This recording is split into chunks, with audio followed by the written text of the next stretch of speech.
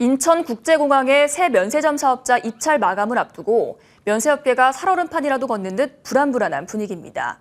앞으로 10년 사업권이 걸린 만큼 면세기업들이 사활을 걸고 있는데 세계 1위인 중국 면세기업까지 가세하면서 긴장감을 고조시키고 있습니다. 취재기자와 함께 이야기 나눠보겠습니다. 최보윤, 민경민 기자 나왔습니다. 안녕하세요. 안녕하세요. 예, 일단 최 기자, 인천공항이 새로운 면세 사업자를 뽑고 있다고요? 네, 인천공항이 면세점의 새 주인을 찾기 위한 입찰을 진행 중에 있습니다. 오늘 입찰 참가 신청서를 받았고요. 내일까지 구체적인 사업 제안서와 가격 제안서를 받을 예정입니다. 인천공항은 코로나19 이전에 면세점 매출이 2조 원을 넘어설 정도로 큰 규모를 자랑하는 곳인데요. 그야말로 황금알을 낳는 거위로 꼽히면서 과거에는 입찰이 열렸다 하면 경쟁이 치열했던 곳입니다. 하지만 코로나19 여파로 최근 3년여간 새 주인을 찾지 못하는 처지에 놓였었고요. 세계적으로 하늘길이 열리고 이 여행 수요가 정상화되면서 이제 다시 3년 만에 새 주인 찾기에 나선 상황입니다. 코로나19를 거치면서 입찰 조건도 크게 바뀌어서 이번에는 면세 기업들도 적극적인 자세로 임하고 있습니다. 예, 결국 가격이 가장 중요하지 않을까 싶은데요. 입찰 조건이 바뀌었다고 하셨는데 어떻게 바뀌었나요? 네, 우선 기존에 15개 권역이던 사업권을 7개 구역으로 통합 조정해서 사업권별 매장 규모를 확대한 것이 특징입니다. 또 가장 관건이었던 임대료 산정 방식도 기존 고정 임대료에서 여객당 임대료로 변경했습니다.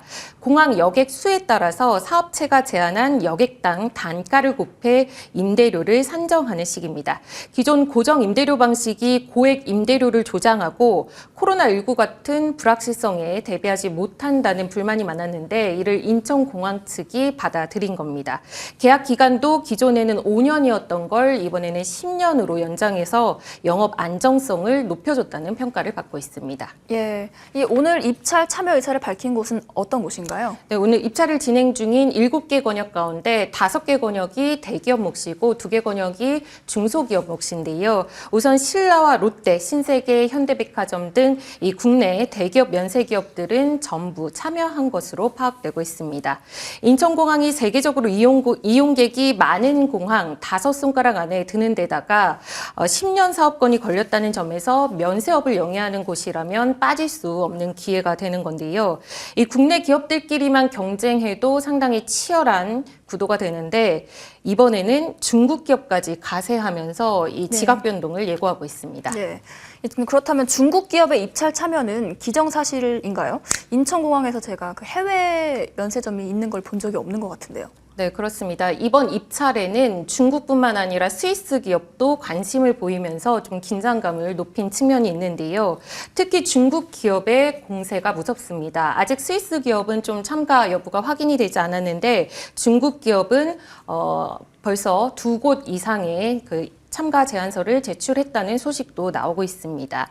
이번에 참가한 중국 기업은 중국 국영 면세 기업이자 2020년부터 글로벌 면세업계 1위 자리를 차지하고 있는 CDFG 그룹입니다. 이번 입찰을 굉장히 꼼꼼하게 준비해온 것으로 알려지고 있는데요.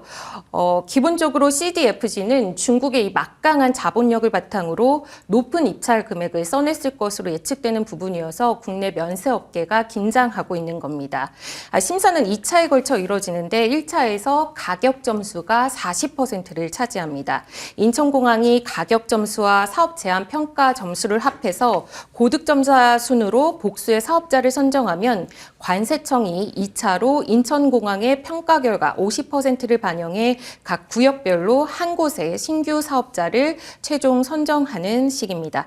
이 비가격 요인이 평가 비중이 가격 요인보다 조금 높긴 하지만 중국 기업이 가격 부분에서 확실한 우위를 차지할 수 있는 부분이어서 결과를 예단하기는 어렵습니다.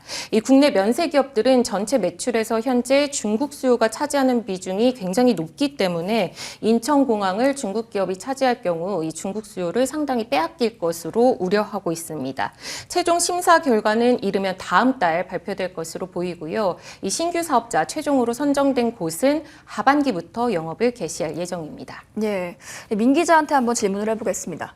면세점 입찰 열기가 이렇게 다시 달아오른다는 거는 그만큼 해외 교류가 활발해졌다 이렇게 볼 수 있는 걸까요? 네, 요즘 해외여행 가시는 분들 부쩍 늘었죠. 수치로도 잘 드러납니다. 지난해 인천공항을 통해 출국하거나 입국한 여행객은 1,787만 명으로 전년 대비 459% 늘었습니다. 지난달 출입국객 수는 385만 명으로 코로나 이전인 2019년에 62% 수준을 회복했죠.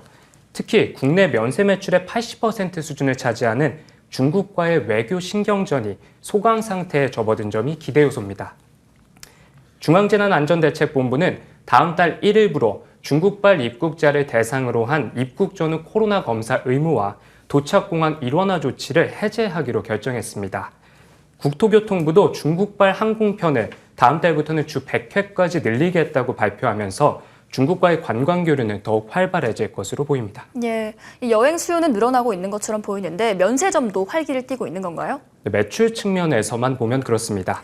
지난해 신라, 신세계, 현대까지 주요 면세점 3곳의 매출은 전년 대비 32% 신장했습니다.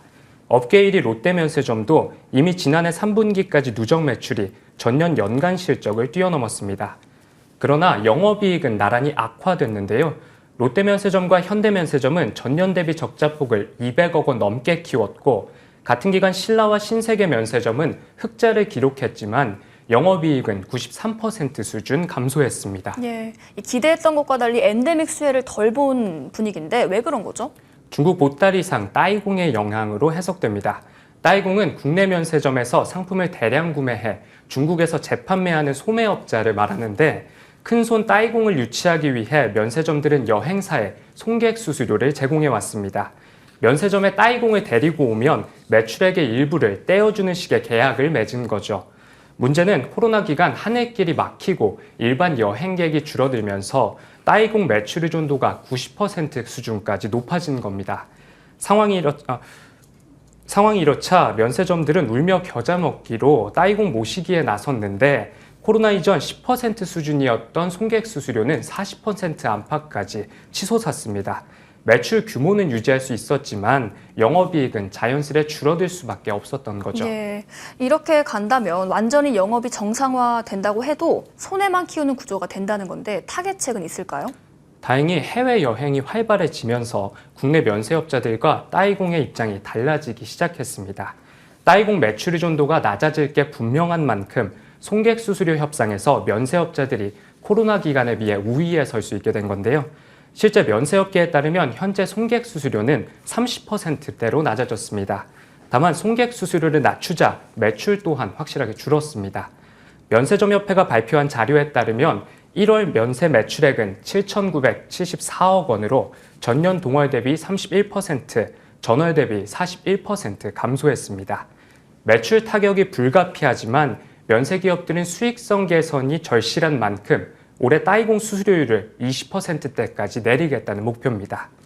또 장기적으로 따이공 매출 의존도를 낮추고 고객층을 다각화하는 것이 필요한데요. 베트남과 태국 등 동남아 수요가 늘고 있고 내국인 매출 비중이 커지고 있다는 점은 긍정적인데 아직까지는 고환율, 고물가, 고금리 등이 악재 요인이어서 부담이 큰 상황입니다.